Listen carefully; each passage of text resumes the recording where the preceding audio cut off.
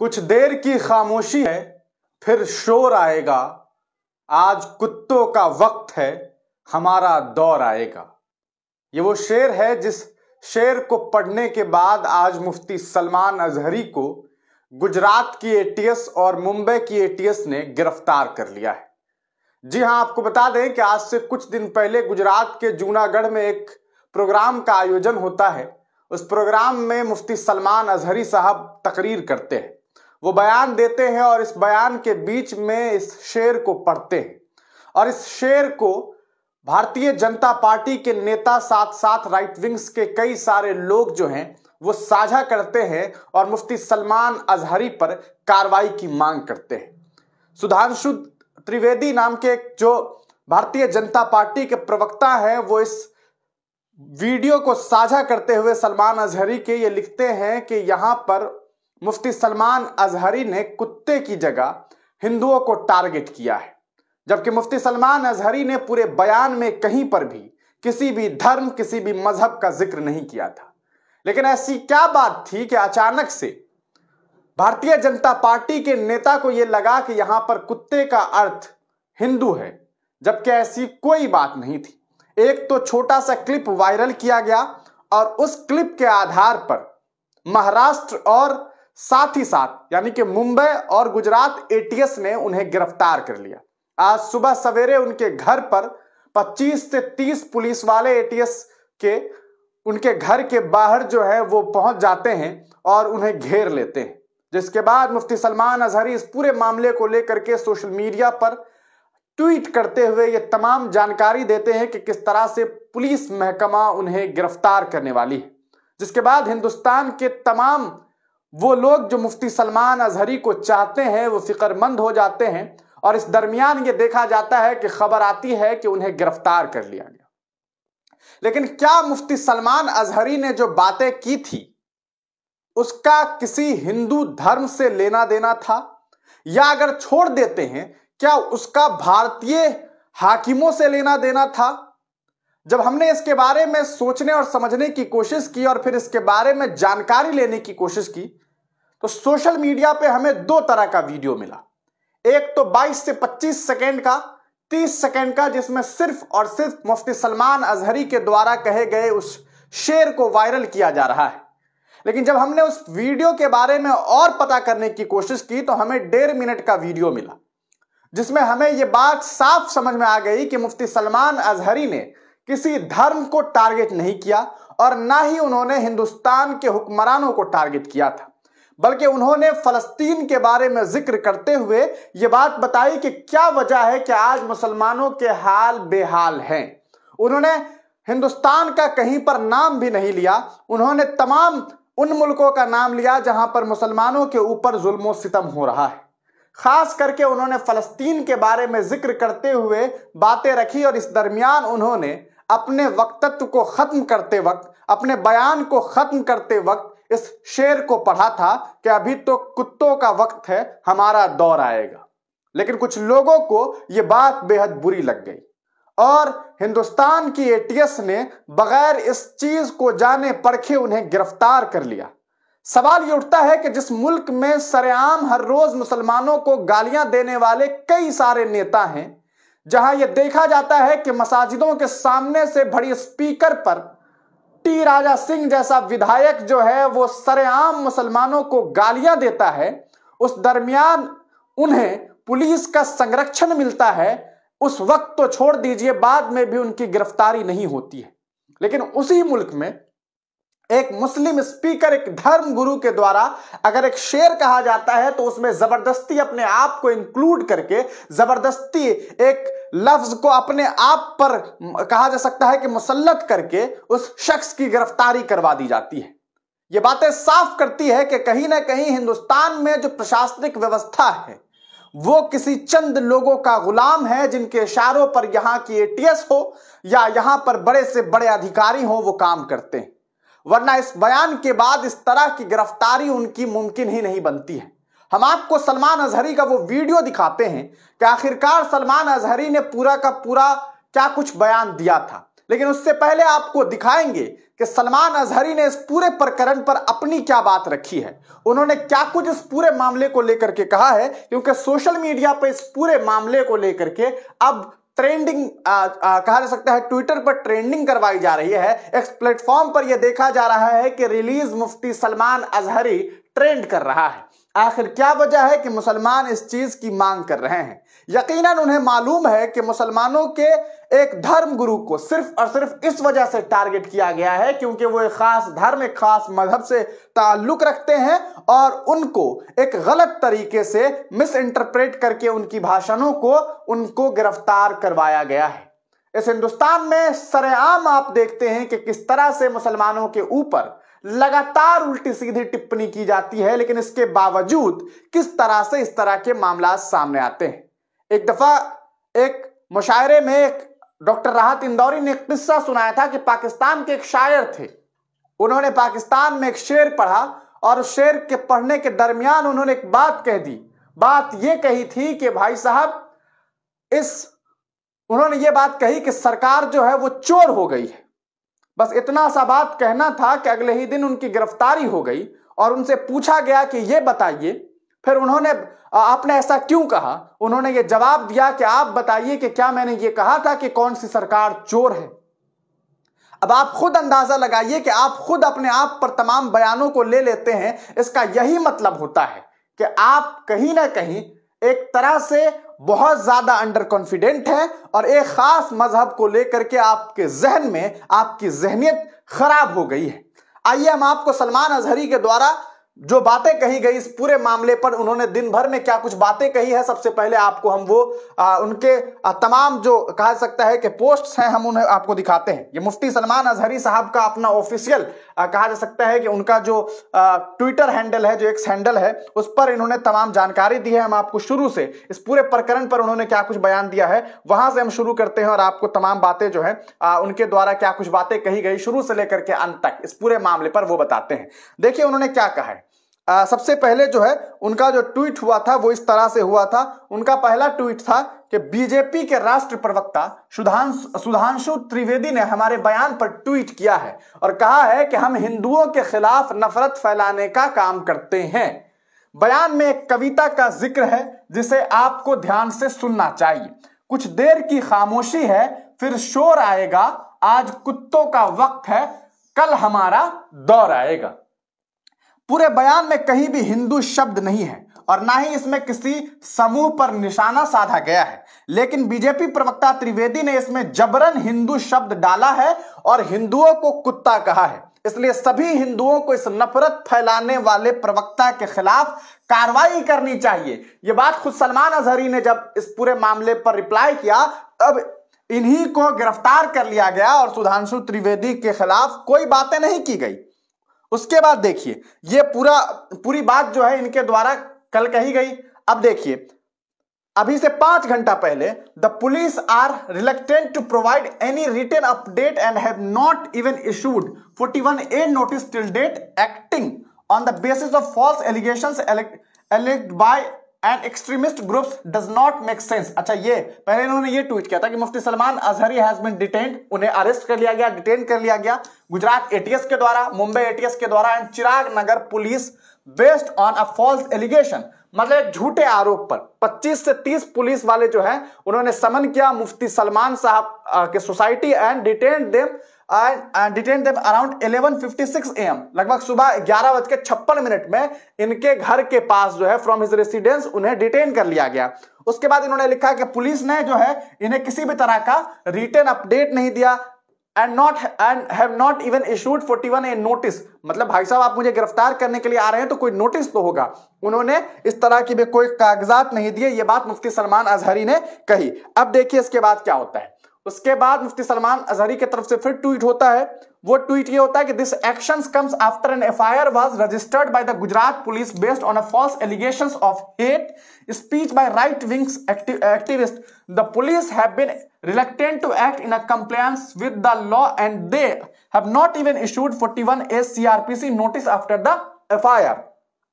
Currently, Mufti Sahab has been detained for more than 3 hours for a crime he did not commit. All the followers are requested to pray for well-being and safety to our Sheikh. मतलब आप तमाम लोगों से गुजारिश है कि दुआ करें, और मुफ्ती सलमान अजहरी हैशटैग का इस्तेमाल किया गया। आगे देखिए, अब इन्हें जो है टुडे, अब देखिए क्या होता है कि 4 तारीख को in the early hours of the day Mufti Salman Azhari society was surrounded by police वालों से after breaking into the house at around 11:56 Mufti साहब was detained by the Gujarat ATS. और उन्हें क्या किया गया, डिटेन कर लिया गया। इसकी ये वीडियोस आप देख सकते हैं कि किस तरह से जो है उन्हें डिटेन किया गया है। ये आप एक वीडियो देख पा रहे हैं जिसमें आपको अंदाजा हो जाएगा कि किस तरह से जो है मुफ्ती साहब को डिटेन करके एटीएस वाले ले जा रहे हैं। Mufti Salman Azhari has been detained by the Gujarat ATS and Mumbai ATS for a false allegation. मतलब एक झूठे आरोप में इन्हें जो है डिटेन कर लिया गया है। इसका ये वीडियो आप देख सकते हैं, और इन्हें ले गई है एटीएस, उसका एक वीडियो है। अब देखिए इस पूरे मामले पर फिर क्या होता है। तो ये यहां तक इनका बयान है। अब हम आपको वो बयान सुनाते हैं, आखिरकार उन्होंने बातें क्या कही थी, ये सबसे पहले आपको हम सुनाएंगे। पहले तो इनका एक ये वीडियो वायरल होता है, इसे सुनिए। हमसे उलझते हैं, अभी तो करबला का आखिरी मैदान बाकी है, कुछ देर की खामोशी है, फिर शोर आएगा। आज कुत्तों का वक्त है, कल हमारा दौर आएगा। लब्बैक या रसूल अल्लाह, लब्बैक या रसूल अल्लाह, लब्बैक या रसूल अल्लाह। तो बस इतना सा बयान था इनका कि भाई कुछ देर की खामोशी है, फिर शोर आएगा, और बस इतना सा बयान था कि अभी कुत्तों का वक्त है, हमारा दौर आएगा। ठीक है, बस इतना सा। अब सुनिए कि पूरा मामला क्या था, यहां से आपको हम पूरा बयान सुनाते हैं। मुफ्ती आजम हिंद के इसी कलाम पर गुफ्तगू खत्म करता हूँ। क्या बेहतरीन हमें पैगाम दिया था। दुनिया आज हमें एक टोचन मारती है, ताने मारती है। तुम अगर सच्चे हो तो इतने मारे क्यों जाते हो, तुम इतने काटे क्यों जाते हो, फिलिस्तीन में तुम्हारा कत्ल क्यों इतना ज्यादा, इराक में, शाम में, यमन में, फिलिस्तीन और अरब में, अफगान में, बर्मा में, हर जगह तुम काटे क्यों जाते हो। ये बार बार जो सवाल होता है, क्यों मारे जाते हो, क्यों काटे जाते हो, उन जालिमों को है नौजवानों जवाब इतना देना। मुफ्ती आजम ने हमें सिखाया था, हम परवाने हैं मोहम्मद रसूलुल्लाह के, तू शम्मे रिसालत है, आलम तेरा परवाना। और जो परवाना होता है वो मरने के लिए ही पैदा होता है, जीने के लिए नहीं आता है। परवाने की जिंदगी अपनी शमा की मोहब्बत में घूम घूम कर अपनी जान दे देना। और अगर हम किसी सरजमीन पर काटे जाते हैं, मारे जाते हैं, तो एक बात याद रखो, हमारे मर जाने से इस्लाम खत्म नहीं होता। इस्लाम को खत्म होना था तो करबला में खत्म हो जाता, लेकिन इस्लाम की ये सच्चाई है, इस्लाम जिंदा होता है हर करबला के बाद। लब्बैक या रसूल अल्लाह। न घबराओ मुसलमानों, अभी खुदा की शान बाकी है, अभी इस्लाम जिंदा है, अभी कुरान बाकी है। जो रोज हमसे उलझते हैं, अभी तो करबला का आखिरी मैदान बाकी है, कुछ देर की खामोशी है, फिर शोर आएगा।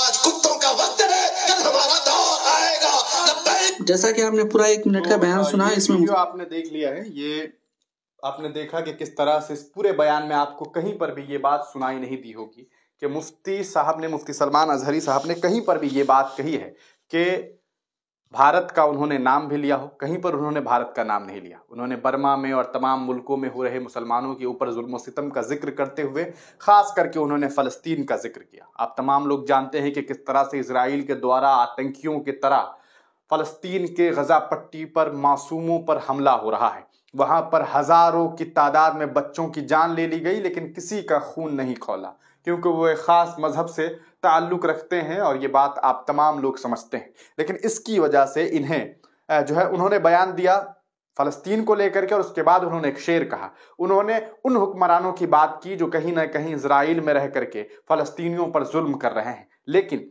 इनका रिलेशन यहाँ के भारतीय जनता पार्टी के नेताओं ने हिंदू धर्म से ले लिया, जबकि मुफ्ती सलमान अजहरी ने कहीं पर भी किसी भी वक्त हिंदू शब्द का इस्तेमाल नहीं किया। और कोई क्यों ही हिंदू धर्म के लोगों को गालियां देगा। हम वतन भाइयों को कोई गाली नहीं देता है। कुछ लोग होते हैं जो हिंदुत्व के नाम पर गुंडई करते हैं, उनके खिलाफ बातें की जाती है, लेकिन कभी हिंदुओं के खिलाफ बात नहीं होती है। ये बात समझने की जरूरत थी, लेकिन जानबूझ करके एक अलग तरह का मैसेज देने की कोशिश की गई, एक प्रोपेगेंडा फैलाने की कोशिश की गई, और उसके बाद मुफ्ती सलमान अजहरी पर कार्रवाई की गई। आपको बताएं कि मुफ्ती सलमान अजहरी से पहले उस प्रोग्राम के जो ऑर्गेनाइजर थे, जो कि जूनागढ़ गुजरात में हुआ था, मोहम्मद यूसुफ मलिक और अजीम हबीब Uday Dara and Mufti Salman Azhari have been named as the accused in the FIR. पहले इन दोनों की गिरफ्तारी हो गई थी, फिर मुफ्ती सलमान अजहरी साहब का इसमें इस पूरे मामले में लिया गया. A case has been filed against the trio under sections 153C, 505(2), 188 and 114 of the IPC. The FIR now includes sections for incendiary and provocative speech in the program and as breach of the declaration by extending the program after the time limit had passed. An investigation is now underway into this matter. एक तो इसमें case इसलिए भी हुआ क्योंकि हो सकता है रात के 10 बजे तक ही उधर परमिशन मिलता होगा, लेकिन ये ज्यादा हो गया टाइम. इस तरह के मामला तो खैर पूरे हिंदुस्तान में कई बार होते हैं, लेकिन जब इस तरह के मामला को थोड़ा सा बढ़ा करके उस पर मामला दर्ज करने का होता है तो फिर ये सारी चीजें याद आ जाती है. वरना इस हिंदुस्तान में रात के 12 बजे तक ऑर्केस्ट्रा होता है, लेकिन इस पर किसी का कोई ध्यान नहीं है. खैर, तो ये पूरा का पूरा मामला था. अब आप खुद बताइए कि क्या मुफ्ती साहब ने कहीं पर भी हिंदू धर्म, हिंदू समुदाय के बारे में कोई बातें कही? उन्होंने कोई ऐसी बात नहीं कही. लेकिन अब हम आपको एक बयान दिखाते हैं. उस बयान को सुनने के बाद मुझे जरूर आप बताइएगा कि क्या आपको नहीं लगता है कि ये बयान देने के बाद ऐसे शख्स की गिरफ्तारी होनी चाहिए थी, लेकिन उनकी गिरफ्तारी नहीं होती है. लेकिन एक मुसलमान अगर इस तरह का बयान दे देता है तो किस तरह से सिर्फ और सिर्फ मुसलमानों ने किस पर बयान दिया? मुसलमानों ने तो ऐसा नहीं है कि किसी मतलब मुसलमान मुफ्ती सलमान अजहरी ने तो कहीं पर भी हिंदू धर्म के खिलाफ एक शब्द नहीं कहा, लेकिन इसके बावजूद जो है उनके ऊपर जो है वो कार्रवाई की गई. अब आपको एक वीडियो में दिखाता हूं, आप खुद अंदाजा लगा लीजिए कि किस तरह से जो है वो गाली गलौज की जाती है. यही एक वीडियो है, इसमें आप देखिए कि किस तरह से मुफ्ती सलमान अजहरी को झूठे आरोप के आधार पर जो है गिरफ्तार किया गया है. और एक तो ये वीडियो है. अब हम आपको एक शख्स का वीडियो दिखाते हैं, ये इसे सुनिए.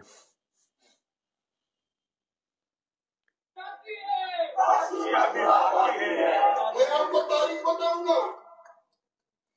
2032 तक काशी में और मथुरा में भव्य मंदिर बनेगा और हम सब जाकर वहां पे दर्शन करेंगे.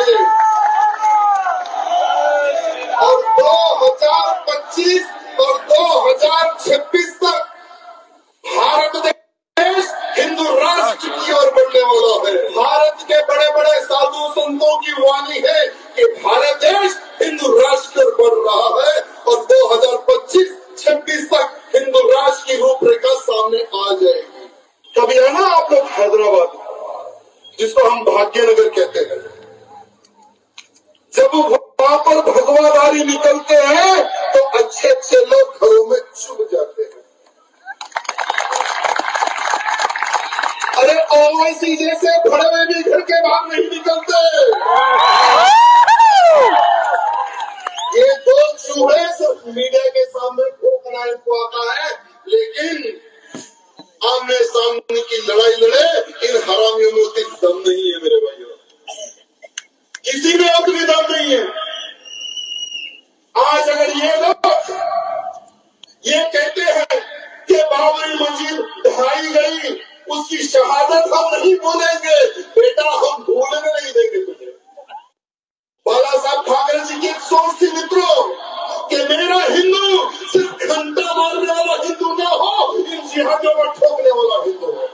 जब कभी भी सासवाड़ा में धर्म के प्रति सभा हो तो अपने साथ में अपनी बहन बेटी माँ को भी सभा में लेकर आइए, क्योंकि लव जिहाद क्या है हम हमारी बेटी को नहीं बोल सकते, नहीं बता सकते, तो कम से कम सभाओं के माध्यम से उनको पता चलेगा कि लव जिहाद की शिकार जो बहन बेटी होती है सिर्फ बच्चा पैदा करने वाली मशीन बन जाती है. अगर वो नहीं मानती है तो श्रद्धा वालकर जैसे 35 टुकड़े उस हिंदू लड़की के हो जाते हैं. ये सब सभाओं में सुनने को मिलता है, देखने को मिलता है. तो आपने सुना कि किस तरह से जो है ये इंसान जो टी राजा सिंह है, पहले तो मुसलमानों के खिलाफ ये भरवा शब्द का इस्तेमाल करता है, फिर हरामी जैसे शब्दों का इस्तेमाल करता है. मतलब किस तरह से गालियां दे रहा है. और मुझे काफ़ी अफसोस है कि मैंने भी इस शब्द को आप तक पहुंचाने के लिए बोल दिया, लेकिन मुझे वाकई काफ़ी बुरा लगा कि इस तरह से इस इंसान ने बयान दिया, लेकिन आज तक इस शख्स की गिरफ्तारी नहीं हुई है. तो किस तरह से गालियां दी जाती है आप देख सकते हैं कि लगातार, और इस तरह के कई सारे वीडियोस इस इंसान के हैं. और न सिर्फ टी राजा सिंह बल्कि बहुत सारे लोग हैं जिनके द्वारा जो है गाली गलौज की जाती है और लगातार इस तरह के मामला सामने आए. आप एक ये वीडियो भी इस इंसान का देख सकते हैं.